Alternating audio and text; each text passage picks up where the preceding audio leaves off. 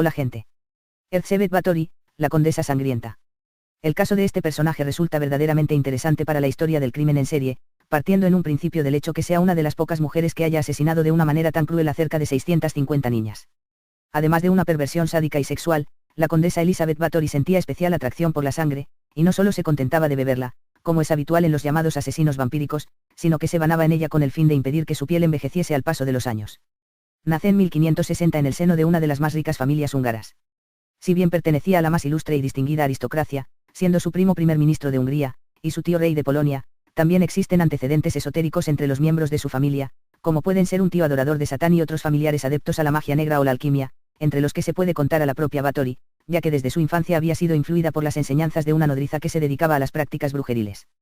Cuando solo contaba con 15 años se casa con un noble, el conde Nadasdi, gran guerrero conocido como el Héroe Negro, y se van a vivir en un solitario castillo en los Cárpatos.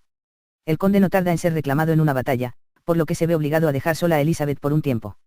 Al cabo de muchos momentos en espera de su marido, ésta se aburre por el continuo aislamiento al que estaba sometida, y se fuga para mantener una relación con un joven noble al que las gentes del lugar denominaban el vampiro por su extraño aspecto. En breve regresa de nuevo al castillo y empieza a mantener relaciones lésbicas con dos de sus doncellas. Desde ese momento, y para distraerse de las largas ausencias de su marido, comienza a interesarse sobremanera por el esoterismo, rodeándose de una siniestra corte de brujos, hechiceros y alquimistas. A medida que pasaban los años, la belleza que la caracterizaba se iba degradando, y preocupada por su aspecto físico pide consejo a la vieja nodriza. Esta, le indica que el poder de la sangre y los sacrificios humanos daban muy buenos resultados en los hechizos de magia negra, y le aconseja que si se banaba con sangre de doncella, podría conservar su belleza indefinidamente. En esa época, la condesa tuvo su primer hijo, al que siguieron 3 más, y si bien su papel maternal le absorbía la mayor parte del tiempo, en el fondo de su mente seguían resonando las palabras tentadoras de la nodriza, belleza eterna. Al principio intentó alejarlas de sí, posiblemente no por falta de deseo o valor, sino por temor a las consecuencias de cara a la aristocracia, pero años más tarde cuando su marido fallece no tarda en probar los placeres sugeridos por la bruja. Al poco tiempo moriría su primera víctima, una joven sirvienta estaba peinando a la condesa, cuando accidentalmente le dio un tirón. Esta, en un ataque de ira le propinó tal bofetada que la sangre de la doncella salpicó su mano. Al mirar la mano manchada de sangre, creyó ver que parecía más suave y blanca que el resto de la piel, llegando a la conclusión que su vieja nodriza estaba en lo cierto y que la sangre rejuvenecía los tejidos. Con la certeza de que podría recuperar la belleza de su juventud y conservarla a pesar de sus casi 40 años, mandó que cortasen las venas de la aterrorizada sirvienta y que metiesen su sangre en una bañera para que pudiera bañarse en ella. A partir de ese momento, los baños de sangre serían su gran obsesión, hasta el punto de recorrer los Cárpatos en carruaje acompañada por sus doncellas en busca de jóvenes hembras a quienes engañaban prometiéndoles un empleo como sirvientas en el castillo. Si la mentira no resultaba, se procedía al secuestro drogándolas o azotándolas hasta que eran sometidas a la fuerza. Una vez en el castillo, las víctimas eran encadenadas y acuchilladas en los fríos sótanos bien por un verdugo, un sirviente o por la propia condesa, mientras las víctimas se desangraban y llenaban su bañera. Una vez dentro de la pila, hacía que derramasen la sangre por todo su cuerpo, y al cabo de unos minutos, para que el tacto áspero de las toallas no frenase el poder de rejuvenecimiento de la sangre, ordenaba que un grupo de sirvientas elegidas por ella misma lamiesen su piel. Si éstas mostraban repugnancia o recelo, las mandaba torturar hasta la muerte. Si por el contrario reaccionaban de forma favorable, la condesa las recompensaba. En algunas ocasiones, las víctimas que le parecían más sanas de mejor aspecto eran encerradas durante años en los sótanos para ir extrayendo pequeñas cantidades de sangre mediante incisiones a fin que la dueña del castillo pudiera bebérsela.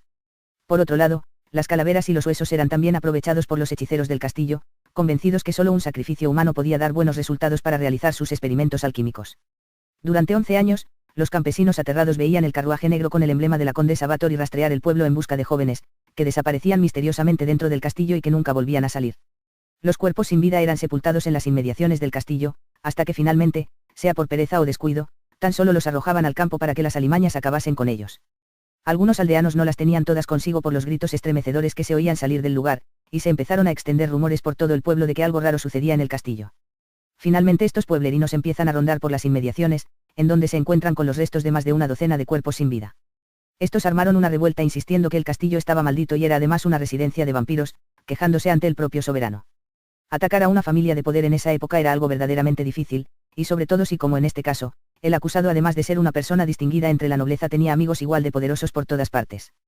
Por ese motivo, el emperador comienza por no prestar atención a las quejas de su pueblo, pero finalmente envía una tropa de soldados que irrumpen en el castillo en 1610. Al entrar, los soldados encuentran en el gran salón del castillo un cuerpo pálido y desangrado de mujer en el suelo, otro aún con vida pero terriblemente torturada, que había sido pinchada con un objeto para extraerle la sangre, y una última ya muerta tras ser salvajemente azotada, desangrada y parcialmente quemada. En los alrededores del castillo, desentierran además otros 50 cadáveres. En los calabozos, se encuentran a gran cantidad de niñas, jóvenes y mujeres aún en vida a pesar que algunos de ellos tenían señales de haber sido sangrados en numerosas ocasiones.